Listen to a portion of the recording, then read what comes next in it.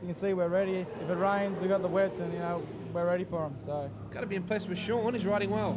Yeah, I mean, he's getting better. I mean, he's just got to get through the traffic a bit faster, but other than that, he's riding really good. So yeah. Big day. Can he win it? We need a bit of luck, but I'm pretty sure we can. Okay, now we're approaching the end of the third hour, and we have leading the machine, number 34, the Dean Evans Motul Suzuki GSXR 750 with Jamie Stauffer on board.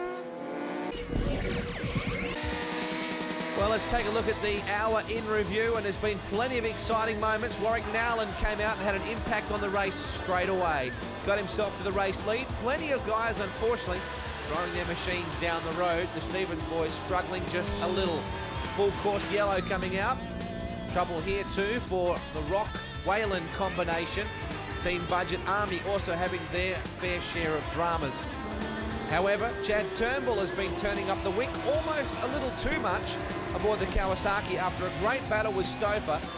Turnbull deciding to hand over the reins and put some new rubber on for Geronimi. Unfortunately, some trouble for them in the pits. And that's basically where we come to after the first 3 hours of the Austar 2 Wheels 6 Hour from Sydney's Eastern Creek Raceway. Now a reminder, tune in at 5 p.m. today to see more of the 6 hour action from Eastern Creek Raceway thanks to Austar and 2 Wheels magazine. In the chase for outright honours, unfortunately this FZ50 had to be scratched.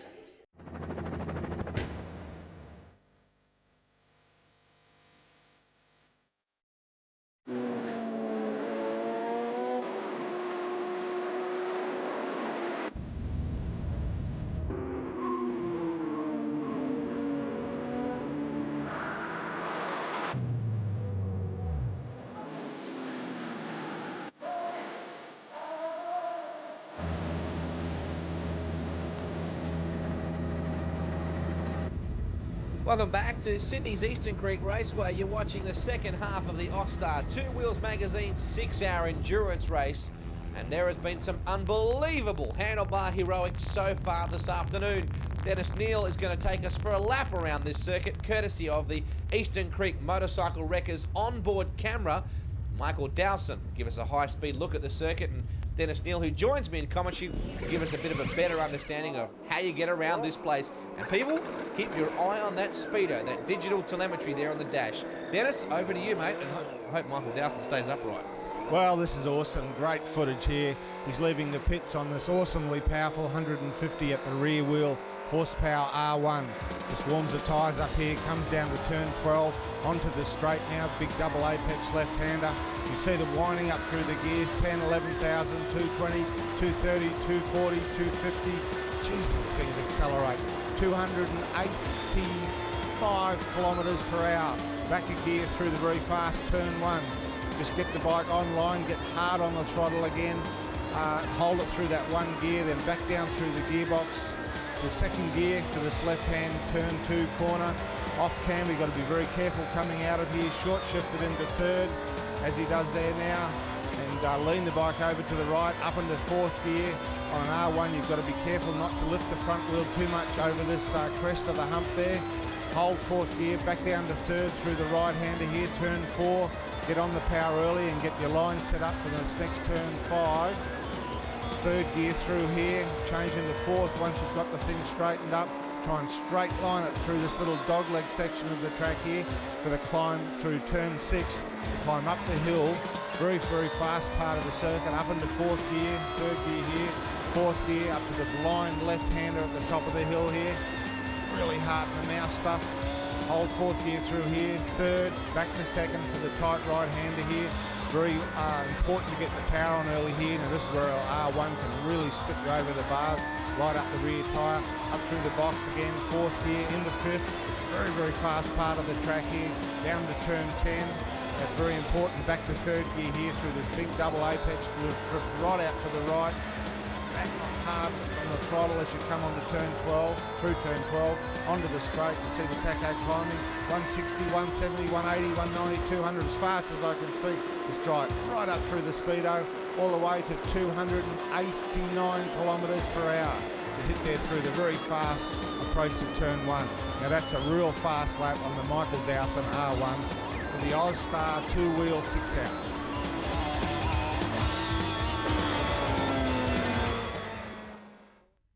what's happening so far? Dead set race fans, Dennis Neal all but rides his chair around the commentary lounge. This is a bit of a look at what's happened in the first 3 hours, and I can tell you it's been frantic. How about this? A king's entrance for World Endurance Champion Warwick Nowland. He arrives in the chopper, gets an aerial view of the circuit, and pretty well straight to the pits to get sorted. Mark Willis will take off on the bike first. A Le Mans start for this event. Full grid of riders, some 50 teams nominating for the Austar Two Wheels Magazine 6 Hour from Sydney's Eastern Creek Raceway. Plenty of on-board cameras, and I can tell you, the boys have come to work hard for this one. Plenty of bikes coming down the road very early. Pit strategies being awfully important. Tyres, fuel, also rider fitness playing a big part of this one. Plenty of bikes, unfortunately, going down the road. Everybody pretty well A-OK. Thomas being one of the first few to go down whilst holding down a pretty strong position. Chad Turnbull and Sean Geronimi getting everybody's attention with an excellent qualifying effort. Plenty more exciting stuff still as the riders trying to keep these bikes on the circuit. Beebe, one of the ones that nearly attacked the camera position. This man right here, Tony Rees, looking at the job and running away with the race lead. Chad Turnbull handed the reins over to Sean Geronimi. The young fella was more than up to the task.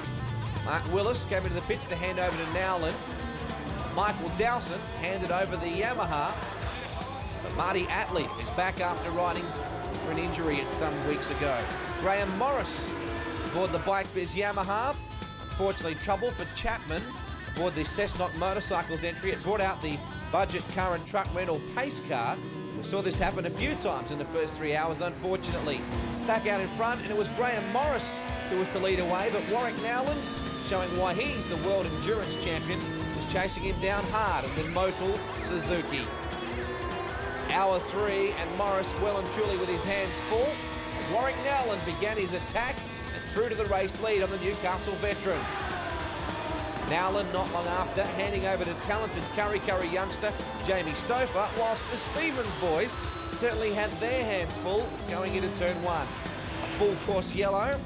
Once again, the pace car coming back onto the circuit to bunch the field up. The Team Budget Army boys having their fair share of trouble as well. Chad Turnbull looking very strong. A scary moment for him coming up shortly after a great battle with Stouffer. Nearly high-side the machine. Sean Geronimi climbs on board, but no, there's a problem. They send him back, tighten up a wheel nut on the rear wheel, and that's where we come to now. The final half of the Austar Two Wheels Magazine 6 Hour.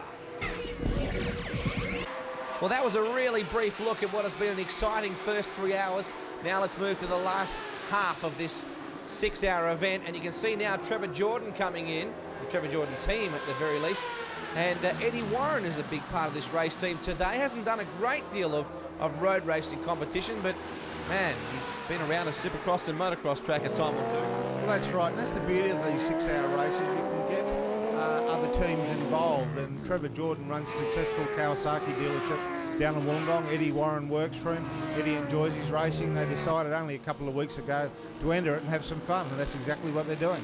Avard and Wilshaw putting in a big ride today so far. It's got to be said that Mark Avard, that we said earlier, doesn't have a great deal of time on the tar, but Graham Wilshaw's been around a time or two as well. How about these youngsters? They've got to be happy with this. Sean Geronimi aboard the Kawasaki. Turnbull has set one of the quickest laps, in fact, I think the fastest lap of the day so far, aboard a 600 against 750s, 900s and 1000s.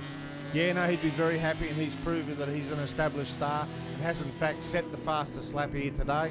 But the racing is frantic here. Look, you see one of the competitors, I think Daniel Breen it might be, losing the front end of that 600, the CB900 Honda. Pretty upset with himself. He's really upset not only for himself but for the whole team, because it really is a team effort to put together a successful assault on this particular race. Let's watch it again in replay. Just loses the front end and down he goes. It's got to be said too that people perhaps don't realise how confusing the weather pattern has been so far today. There's been, intermittent rain. It's only been light, but it's probably challenged everybody to get their tyre choice right. You see there, Breen just booking up the bike. It's a bit of steward education going on there behind. So the conditions have been a little bit tricky, Dennis. Has been very difficult. A lot of the team managers have been in conference with the tyre people down there, trying to guesstimate basically what the weather's going to do.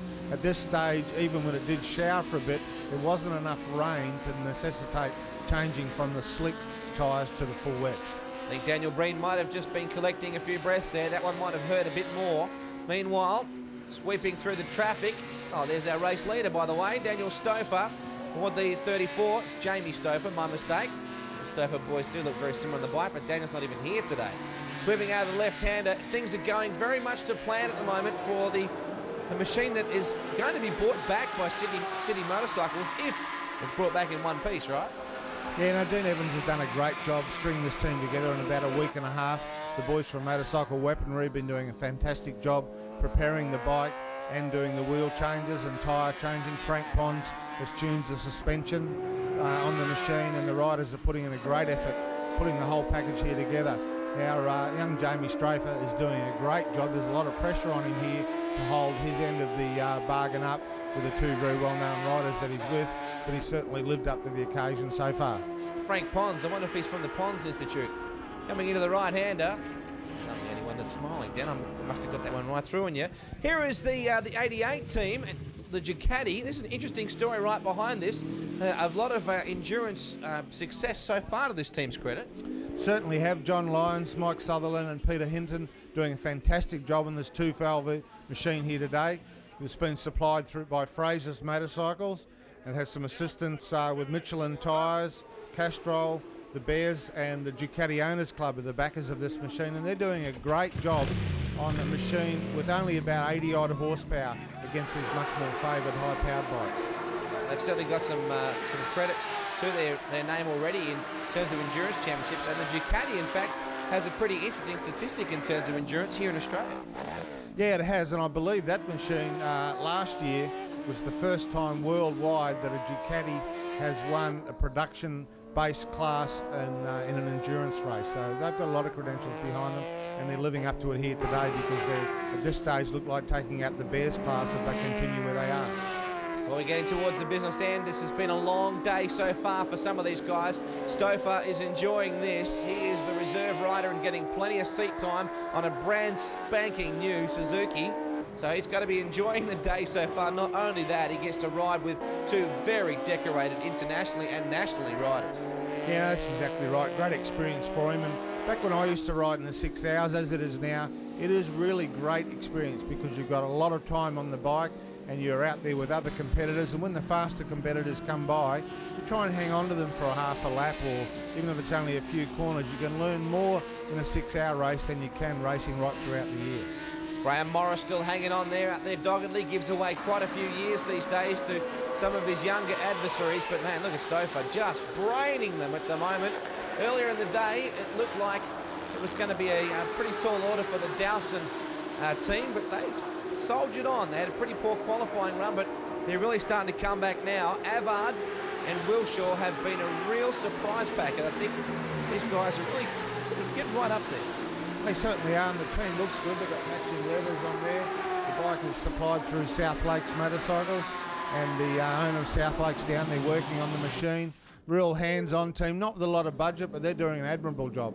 Well, unfortunately, it's Kai Weck, Pat Galvin and Chris Wilkie whose days is going to get a little bit longer. Unfortunately, the Technic Motorcycle Clothing sponsored team, the 55, has gone down the road. There's been a lot of people go down today. Oh, Friedman, Agaritsis and Steinbusch on the Aprilia 250. They are also going to have a bit of a disappointing result to the day. We're going to go in the pits and catch up with Jamie Stouffer. Wow, spectators from all points of view here today. I bet Stouffer's a happy boy. Two fellas of very different vintage standing in front of us here. Dennis Neal, the younger of the two. I wish. Yeah, Jamie did a great job out there for the Dean Evans team. Brilliant job, and rode really consistently. The bike's looking good. We changed front and rear tyres on that stop, which was our plan. So he did a really, really good job. Really happy. Riding a pretty nice bike too, Jamie. How was it? Yeah, bike's really good. They made my job easy out there with Warwick and Mark going out and getting a fair lead, and I just cruised around and held my position. You're riding with a pretty awesome team, mate. Yeah, it's pretty amazing, isn't it? They're both excellent riders. I learned so much off them this weekend, just being around them, and it was set up of bikes and whatnot, so it's been great. Dennis, there is a little bit of a complication with the lap scoring system at the moment, so nothing really changes, does it? They still just got to go hard. That's right, the 6-hour race is always like this. They've got two systems, transponders on the bikes and a manual system of timing. I believe the transponders are playing up a bit, but I'm sure they'll work out in the long run. We know we're definitely well in front. We've had no problems. It's just been a faultless race so far. What's going on here? We've got the Kawasaki team members joining. What's it go here, Turnbull? What are you doing down here? Oh, I just come down and say we're having a great little dice out there. We're carving up riders everywhere. I had a ball. Just come down. Did you notice he liked being behind me? Oh, did you like that? You notice I couldn't get past? Well, we'll see you guys. Are you going to match up again in the next session, do you think? I'm up next hour. I'm not too sure what I'm doing. It depends on Warwick and Mark. All right, so who's going to win, Suzuki or Kawasaki? I'd say we're going to win. It's the Dean Evans team. So I'll give it the best shot I can. Well, Chad Turnbull rarely lacks confidence, and today has been a pretty big ride. Oh, man. Skordos just getting back on the number 1 bike. Second crash for the bike today. And you got to count on earlier, almost get off when the bike went all agricultural on him. So it's been a pretty tough day at the office for the defending champs. And frantic in the pits, you can absolutely bet on that. And that's all part and parcel of 6-hour racing. We've got a problem here going into turn 1. You can see the doctor there waiting to go out onto the circuit. Yellow flags are waving, and we believe it is, oh no, it's the Kawasaki of Sean Geronimi has gone down the road. So we just spoke with Chad Turnbull not 30 seconds earlier about how they're going to go, and there is Sean. That is a lonely walk out on lap 112, and he doesn't want to go back and tell Chad Turnbull that they've just gone down the road. Tough break for the young fella because they were riding so well. I'm sure Chad will be disappointed. We'll try and catch up with him. What a sad way to end what was going to be a great day for a very young team. Well, Chad, the look on your face pretty well says it all, mate. The day's over. Yeah, about 10 laps after Sean went out, he lost the front going into turn 1, and pretty much I'm going down there now just to see if the bike's walkable to come back. But yeah, it's pretty much over. Fastest place, part of the place to go down too. Yeah, I mean, I've spoken to Sean. He's got a few bruises and cuts on him. He's not looking the best, but I think more than anything, his pride's gone. He's been trying hard to get the bike sorted for this weekend, and it's not his fault. He's trying hard, and that's racing, mate. You just get on with it, pretty much. Well, Sean, a day that promised so much has unfortunately come to an end prematurely. What happened? I was just starting to tip into turn 1, and I tucked the front. When I'm not sure what happened, but it just tucked the front. I was doing the same every lap, and then for some unknown reason, I just crashed. Really fast place to do it too. Yeah, it was really fast. It's the fastest part of the circuit. It was sort of somewhere that I've always been dreading to crash, but I've done it now, so hopefully it'll never happen again. You yourself, how you feeling? Oh, good. I've just got a few bruises on my arm and on my elbow and stuff, but that's nothing. Yeah, a couple of days you'll start to feel it. Yes. Hopefully not. We've got to go to New Zealand in 2 weeks, so I think I'll be over it by then. Yeah. Disappointing because you guys are running really strong. Yes, Chad was riding really well today. Pete, the mechanic, and all the pit crew, they were really good today. It's just fortunately I had to crash. Well, we know he's disappointed, but he's copped that one pretty well on the chin. You can see there Roy Gay, Rodney Taplin, and Tony Jaksic in the pits there. Taplin has been a pretty talented rider this year. We've seen a fair bit of him. Yeah, Taplin's been doing a great job in the Aprilia Challenge, the 250 production class, and I think he's a kid with a great future. Well, poor old Geronimi, he has got to be just feeling lower than low. You see, the boys aren't really frantic with their work here on the bike, so perhaps this could cost them a little dearly.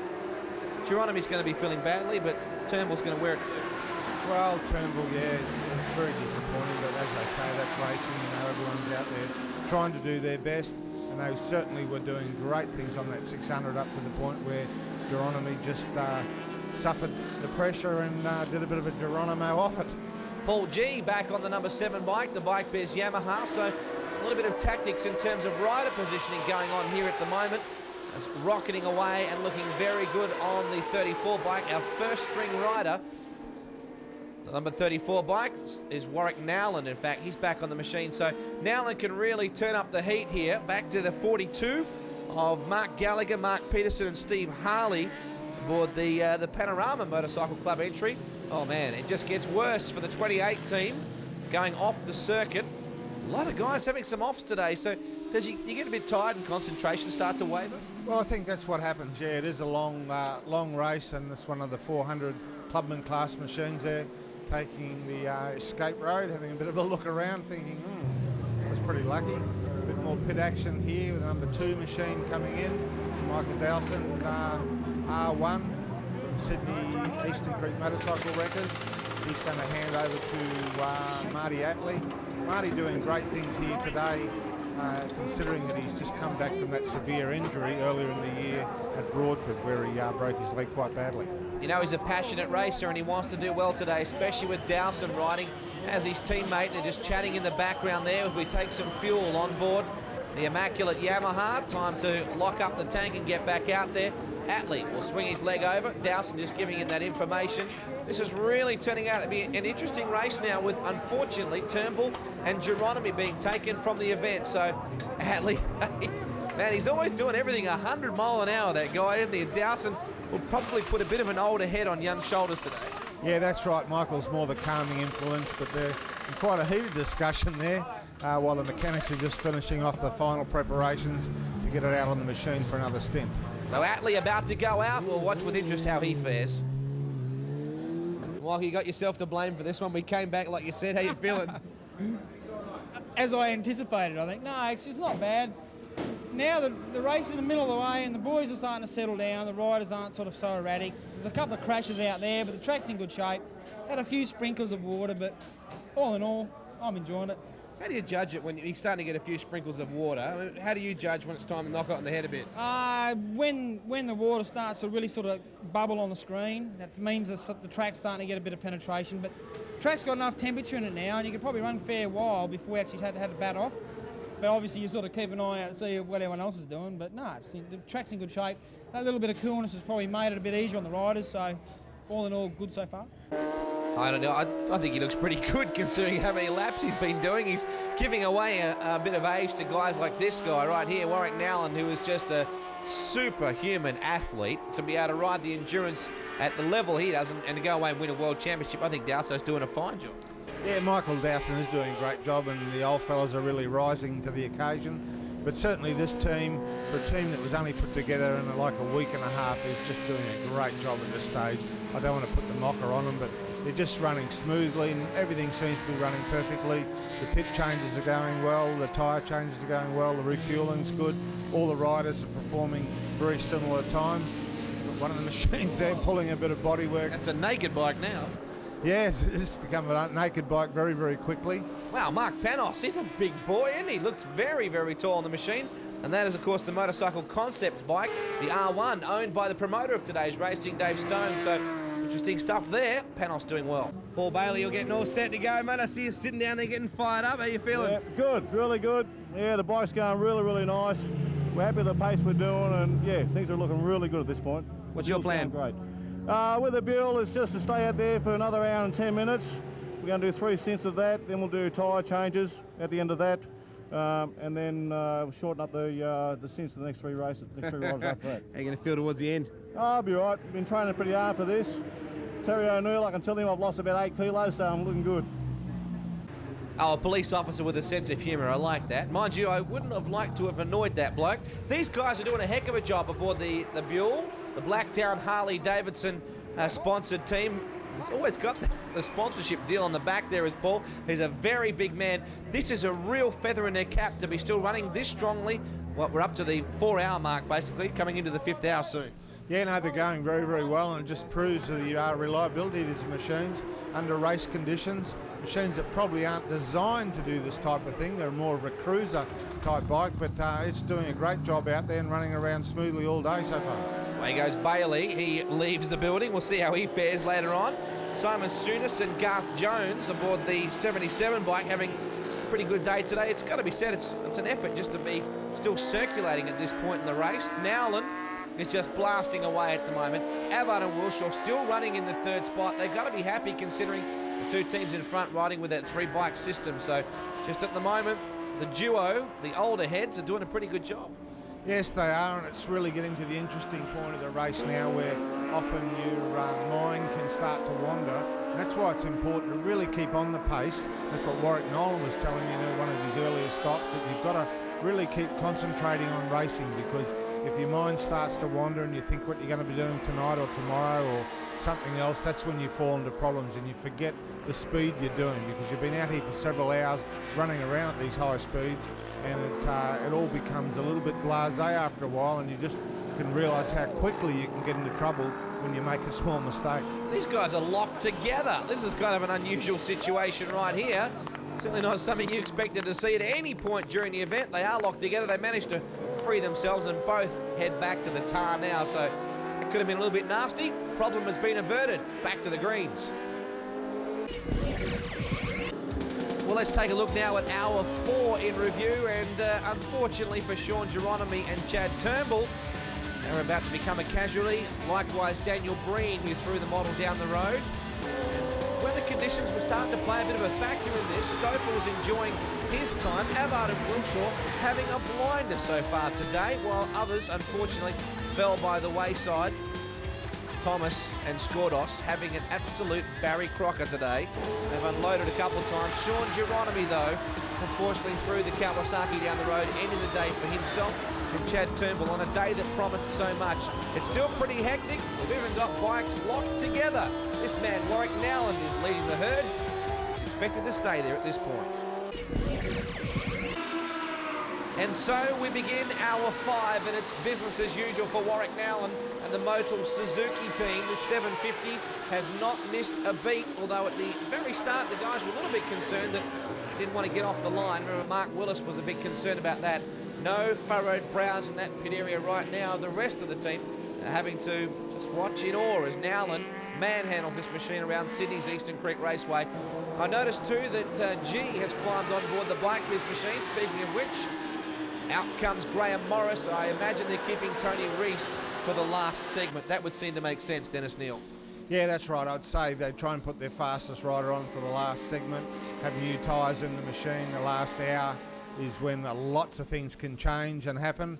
So, yeah, Tony Rees definitely seems to be the fastest rider in that team at the moment. But Nolan out here in front doing a great job, running really, really smoothly. Knee on the ground through this very fast part of the circuit here. Comes down into turn 9, cranks it back down through the gearbox over the right-hand side, scrapes the gearbox on the knee on the ground, and away goes on another lap. Roland Cruck and his team must be very happy with